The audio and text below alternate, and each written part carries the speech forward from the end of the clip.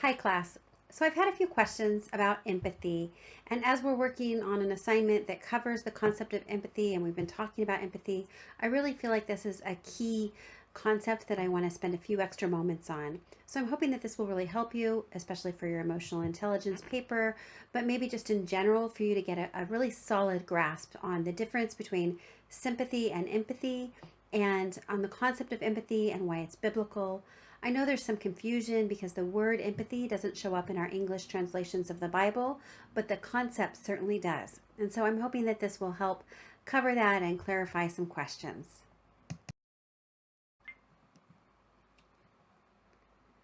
I think that Colossians 3:12 gives us the best biblical perspective on what empathy looks like, what it is. Now, it doesn't use the word empathy, but it gives us the whole experience, the picture of it. And we see from the New International Version translation, it says, "Therefore, as God's chosen people, holy and dearly loved, clothe yourself with compassion, kindness, humility, gentleness, and patience." And that's really what empathy is. It's this combination of compassion and kindness. It's gentle and humble, and it's patient. And we can see in the translation in the New Living Testament, it says, that we want to clothe ourselves with tender-hearted mercy. So if you think of compassion, like what does that mean? It's this tender-hearted mercy, also with kindness, humility, gentleness, and patience.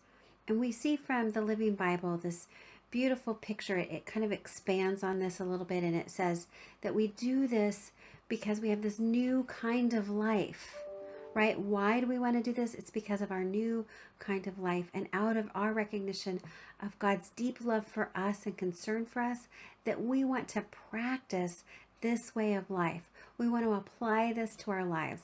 That's why we want to be empathetic. So being empathetic, having empathy, is this combination.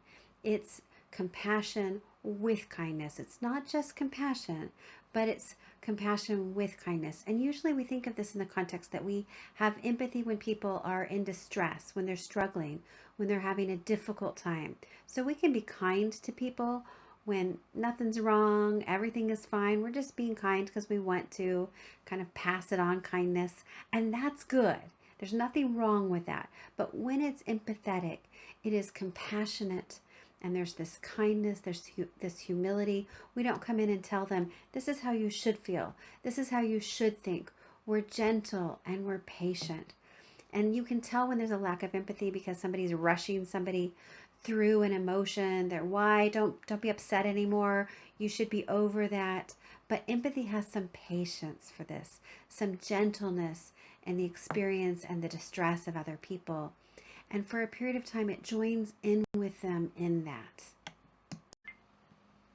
The most critical difference between sympathy and empathy is perspective. So sympathy comes from our own perspective. It's in our own shoes, from our own place where we're sitting, what we see, so we can identify with somebody else's hurt or pain or sadness or grief or anxiety, but only from our own perspective in sympathy. And sympathy doesn't really require anything of us. You might be sympathetic for something, might have an emotional response, but go have lunch, take a nap. Tomorrow you probably won't even remember it. It doesn't require any joining in. It doesn't require you to offer anything to anybody else. Empathy, on the other hand, requires that you come into the situation trying to see and experience things from that person's perspective, not just from your own, but from their perspective. If you were in their shoes, how would you feel? If you were in their shoes, what would feeling like this mean to you? What are the things that would lead to you feeling that way? And then it drives you to want to be kind because you see things from their perspective. You experience more of their hurt and their need. And that doesn't mean that you're coming in to fix things. Like, I need to see it from their perspective to fix it for them, to solve it for them. But I need to see it from their perspective so that I have emotions that are really in line with theirs, at least for the short time, and that I see ways that I can help, that I can be kind. Sometimes that kindness is simply your presence. It doesn't mean you're fixing things or you have any power. Sometimes people don't want to be empathetic because They're concerned they don't have any power in the situation. There's no way I can fix this for the person. But that's not required of you in empathy. It is just being able to see and honor their experience and to join in with them. So it's just not as distant. It's not as from your own perspective. And that's really the difference. So lots of people, when they talk about sympathy, what they really mean is empathy. And that's okay. I don't want to get into this, word definition battle.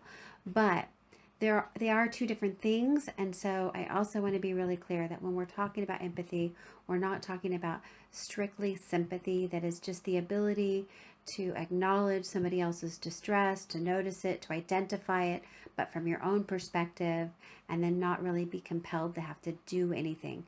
You might have your own emotions, but it doesn't compel you to kindness. It doesn't compel you to support and to help.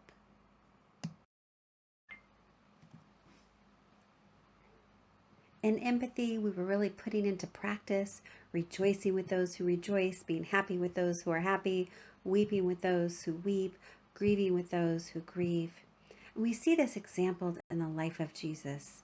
Probably the most poignant example in the New Testament is in John 11:33 and 30 through 35. We see that when the friends of Lazarus were crying, when they were sad, when they were full of grief, Jesus wept for his friends and their grief. He joined in their sadness.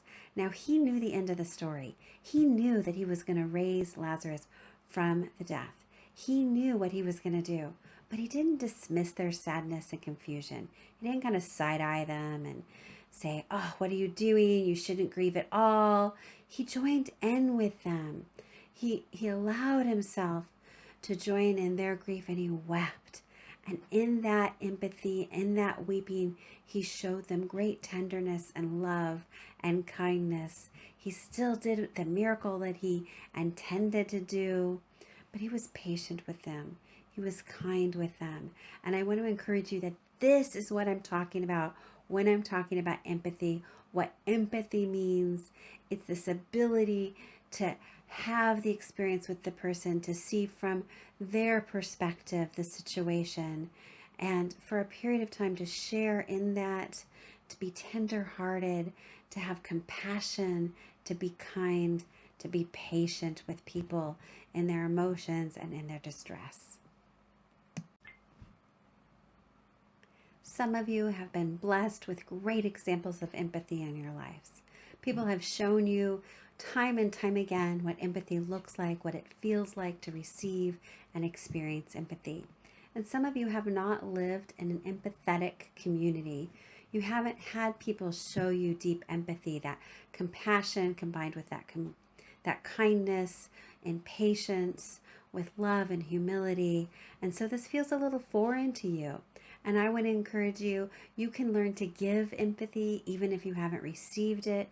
But empathy is one of those things that in many situations, it can multiply.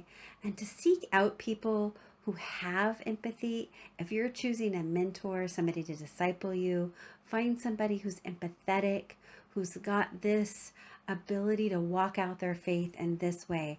Not just somebody who's got strong doctrines, although those are valuable, but somebody who's able to walk out their life in this kind of love and can demonstrate that to you.